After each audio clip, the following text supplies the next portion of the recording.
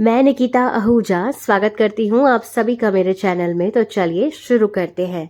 Sindhi special stuffed मिर्ची बना रहे हैं। इसके लिए हमने उबले हुए आलू लिए हैं जिन्हें अच्छे से क्रम्बल कर लिया है। साथ में महीन कटी हुई प्याज, अदरक लहसुन का पेस्ट, नमक, हल्दी, लाल मिर्च, धनिया पाउडर और भुना हुआ ज़ीरा पाउडर डाल देंगे। ये मसाले आसानी से आपके किचन में होते हैं।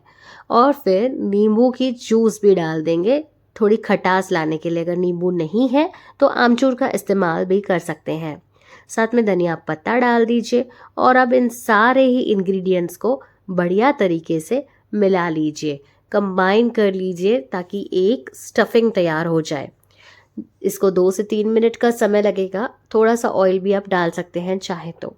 और ये हरी मिर्चें मार्केट में बड़ी वाली आसानी से मिलती है, मोटी वाली ये लेनी है, 2 लेनी है, 2 के सुखाकर इस तरीके से स्लिट करना है, यानी कि आपको बीच में से चाकू लगा देना है। इसके बीज निकालने हैं, नमक लगाकर 2 से 3 मिनट तक रख देना है और फिर ये स्टफिंग जो है इसके अंदर फिल कर देनी है। ध्यान से करें।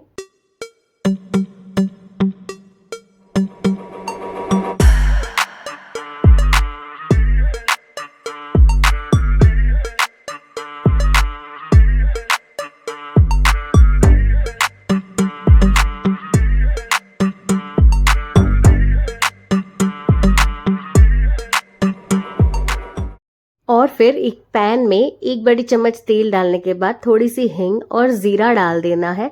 इन्हें क्रैकल होने देना है। इसके बाद ये जो आपने स्टफ़ की हुई मिर्ची थी ना, वो इसके अंदर डाल देनी है और बढ़िया तरीके से इन्हें धीमी आंच पर पकाते रहना है। थोड़ा सा ऊपर से नमक डाल दीजिए ताकि मिर्ची जो है उसको फीका फीका ना लगे।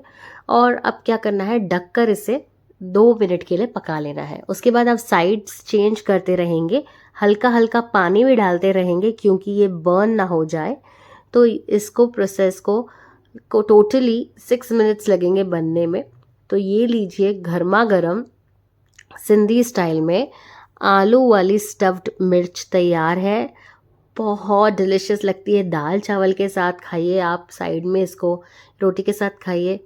वीडियो लाइक, शेयर और चैनल को सब्सक्राइब कीजिए और कमेंट करके मुझे बताएं कैसी लगी आपको रेसिपी। इंग्रेडिएंट्स फॉलो करें।